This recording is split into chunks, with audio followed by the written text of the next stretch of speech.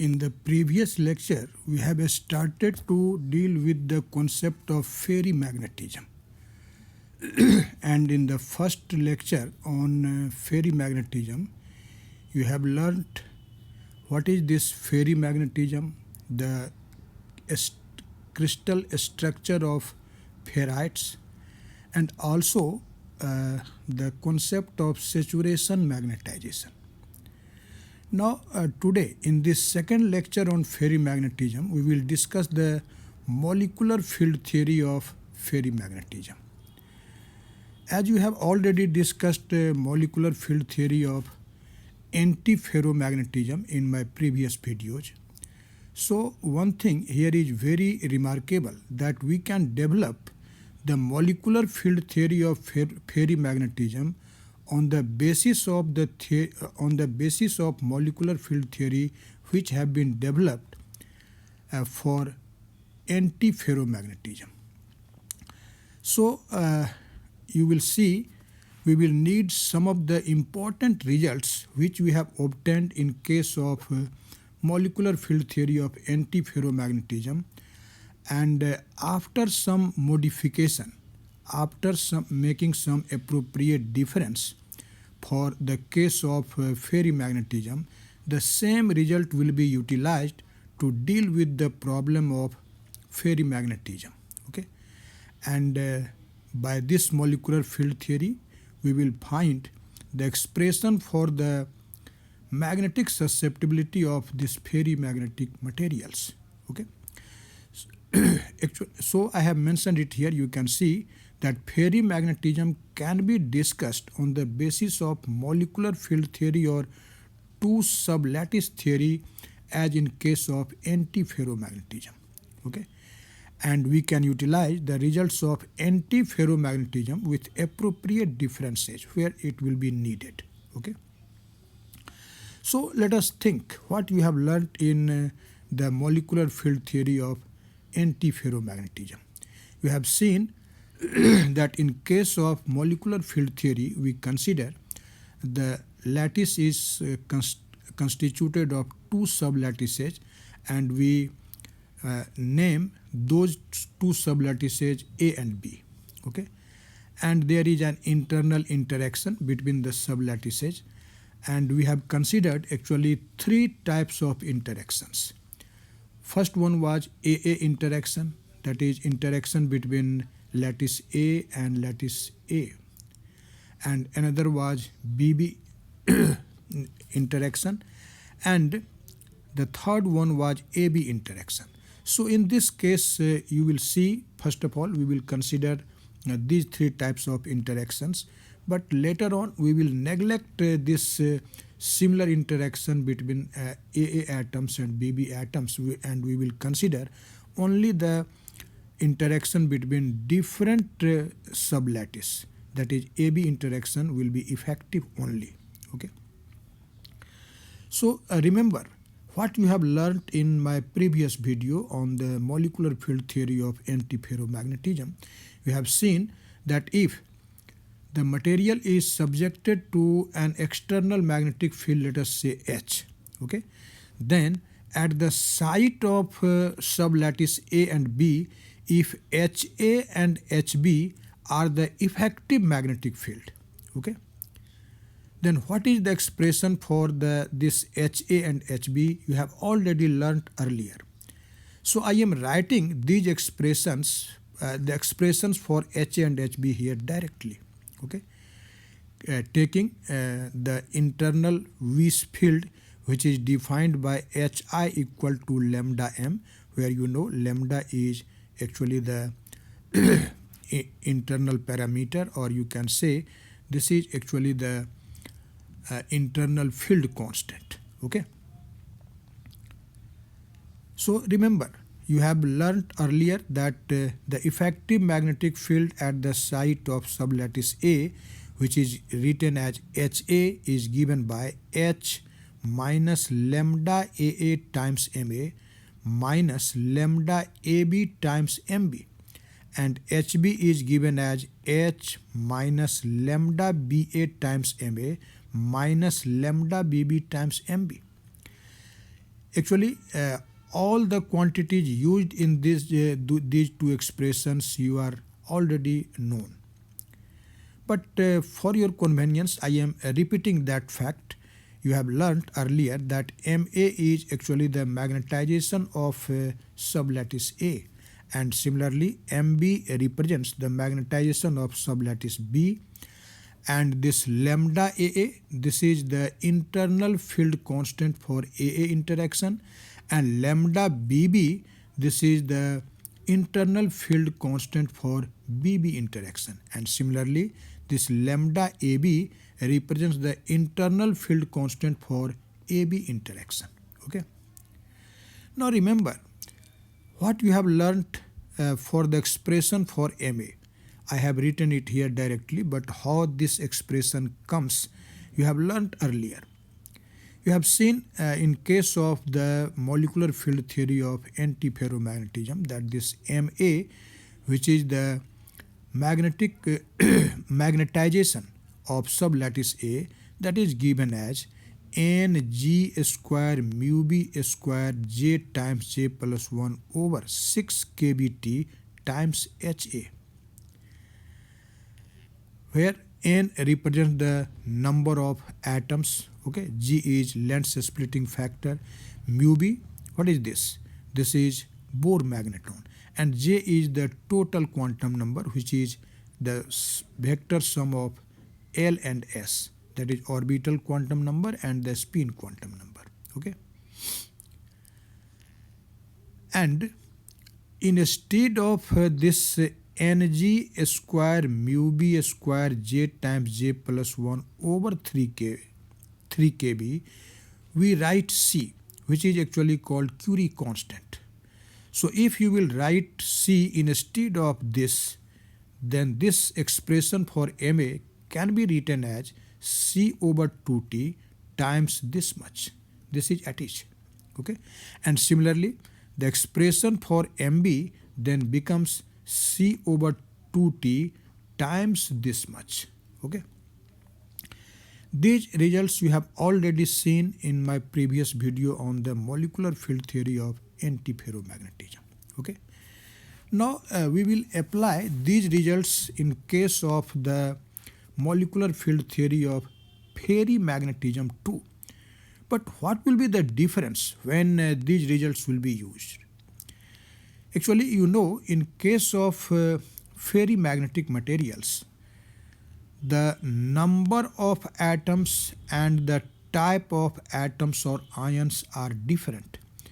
In case of antiferromagnetic material, N for both sites A and B are equal, and also they are of same type. So this Curie constant is same in case of both site A and site B. Okay, but in this case the number N will be different from the number N in case of site A, and site B will be different. Okay, so the Curie constant in general will be different here.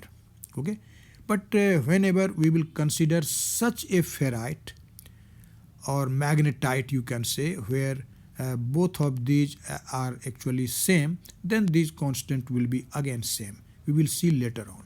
But in general, you can say that as the number and type of ions are different at A and B sites for the two sublattices in case of ferrimagnetic materials, so we will define the different Curie constants Ca and Cb for site A and site B.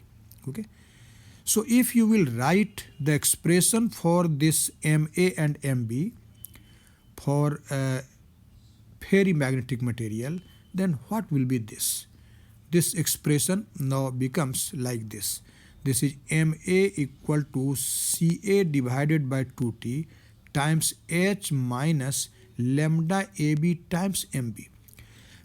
I have not written this term lambda AA times Ma. And in the expression for Mb, you can see I have not written the term lambda BB times Mb. Why? Because we have assumed that in this present case, AA interaction and BB interaction are not effective. They are almost zero. Only AB interaction or BA interaction is effective.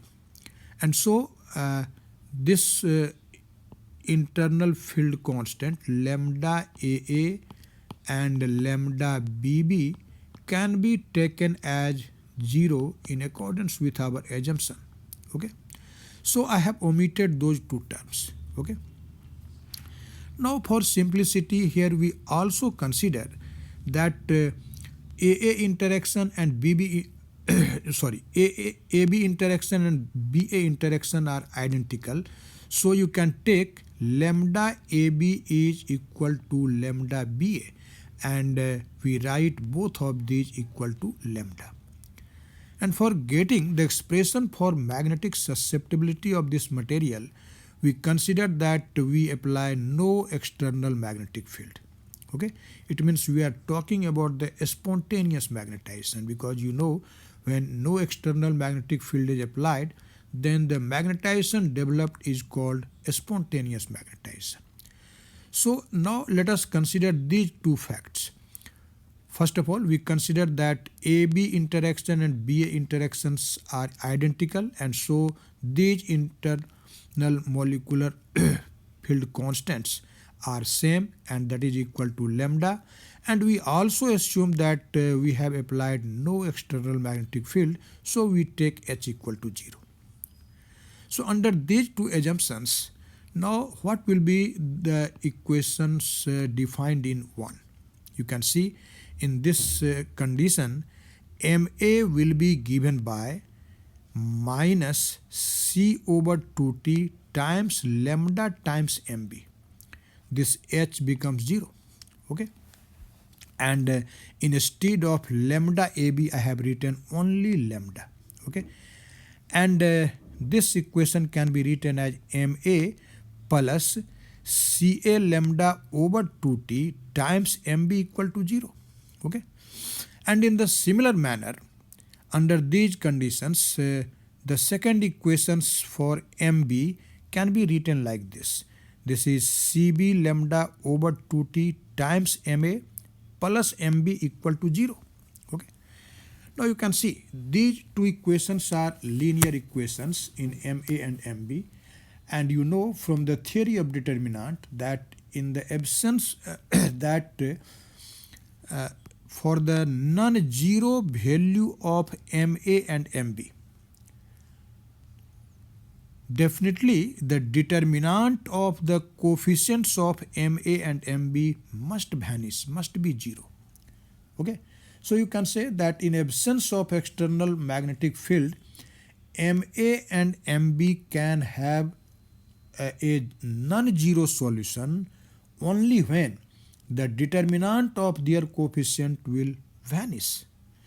So let us take the determinant. See, the coefficient of Ma in first equation is 1, and the coefficient of Mb is this much. This is Ca times lambda over 2T.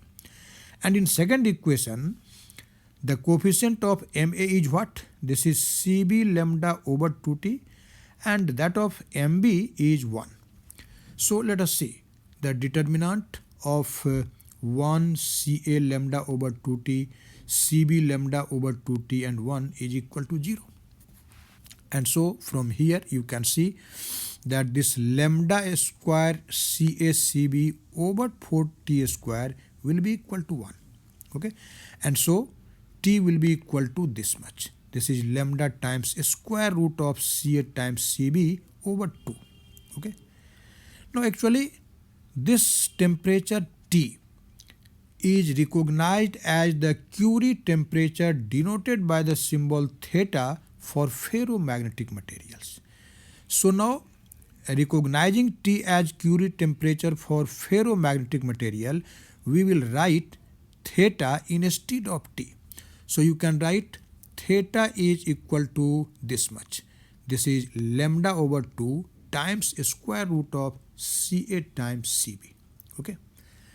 Now we are going to find the magnetic susceptibility of this material when temperature of the material is greater than this Curie temperature. And you know, from the definition of magnetic susceptibility, chi is equal to total magnetization divided by the external magnetic field H. Now, what will be the total magnetization? If M is the total magnetization, then this will be simply equal to Ma plus Mb, where Ma, you know, this is magnetization of site A and Mb is magnetization of site B. So the total magnetization will be what? That will be Ma plus Mb. And we have already calculated the value of Ma and Mb. You can see these are the values of Ma and Mb which I have defined in this equation 1. So let us substitute the values of Ma and Mb here. You can see Ma is equal to Ca over 2T times H minus lambda Mb, and Mb is Cb over 2T times H minus lambda Ma. Okay. So chi is equal to this much. Okay. Now let us simplify the RHS of this equation to some extent. Let us see the first term of the both terms. The first term of is Ca over 2T times H, and in second term the first term is Cb over 2T times H. So let us combine these two terms. You can take H over 2T as a common factor, and the remaining terms will be Ca plus Cb. Okay, and now the second term is Ca over 2T times lambda Mb, and in second term it is Cb over 2T minus Cb over 2T times lambda Ma. So you can take lambda over 2 minus lambda over 2T as a common factor, and the remaining term will be Camb plus Cbma. Okay, and over H. So this is the expression for chi. Okay. Now we will actually find the value of the sum of Camb and Cbma from the result which we have defined here in this equation 1. For finding the value of Cbma, you can see there is Cbma plus Camb. For getting the value of this expression, we will multiply equation, the first part of this equation 1, that is for Ma, we will multiply it by Cb. Okay, and that of the second part, this will be multiplied by Ca. Okay, and then we will add. Then we will get actually the value of Camb plus Cbma. And you can see this equation. After multiplying this first equation for Ma by Cb and Mb by Ca, what will be your result? You can easily see here. Cbma will be equal to Cacb over 2T times H minus lambda Mb. And this product Camb will be equal to Cacb over 2T times H minus lambda Ma. Okay. Now let us add these two equations for getting the value of this expression. Okay. So after adding Camb and Cbma, your result will be Cacb over 2T. This will be taken as a common factor times 2H minus lambda times Ma plus Mb. Okay.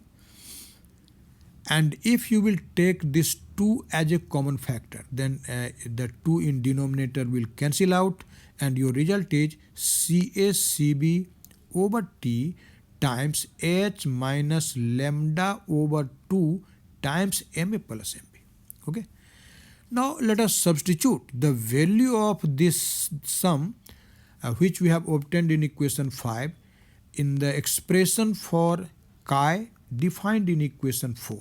Okay, at the place of this Camb plus Cbma. See this equation seriously and put that value here. You can see when you will substitute that value, the expression for chi will become H over 2T times Ca plus Cb. This first term is at H. And in this, you can see the second term, this is minus lambda over 2t times this much. So lambda over 2t is at each. And instead of this sum CAMB plus CBMA, we will write the value which we have obtained in this equation 5. So this is this much. Okay. Now let us divide both of the terms in numerator by this h separately. So when you will divide the first term by h, this h will cancel out and the first term becomes Ca plus Cb over 2t, and minus in the second term we will take this h as a common factor, and when you will take h as a common factor, then that h will cancel by the h in denominator, and our result is lambda times CACB over 2t square times 1 minus lambda over 2 times m over h. Okay, after dividing by h. Here I have written m instead of Ma plus Mb, which represents the total magnetization, okay, of the specimen. Now let us multiply both sides of this equation by t square, and then your result will be chi times t square equal to, here in first term there is t in denominator, so after multiplication by t square one of the t will cancel out and the first term becomes 1 over 2 Ca plus Cb times t, and in the second term already in denominator there is t square, so that t square will cancel out and your result is minus lambda over 2 Ca times Cb plus lambda square by 4 Ca Cb times chi.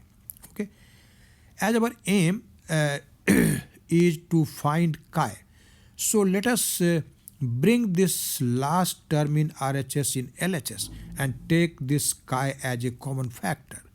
So after taking chi as a common factor, the remaining terms are t square minus lambda square Ca Cb over 4, and the remaining terms in RHS are these two first two terms.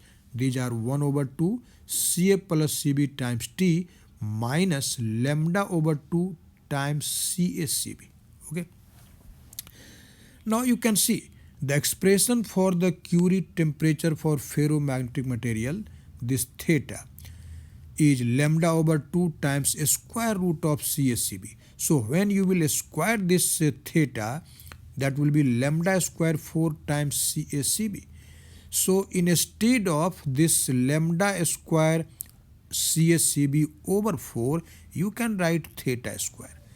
So our result is t square minus theta square times chi, and that is equal to 1 over 2 Ca plus Cb times t and minus lambda over 2 Ca times Cb. Okay, and therefore you can write chi equal to this much.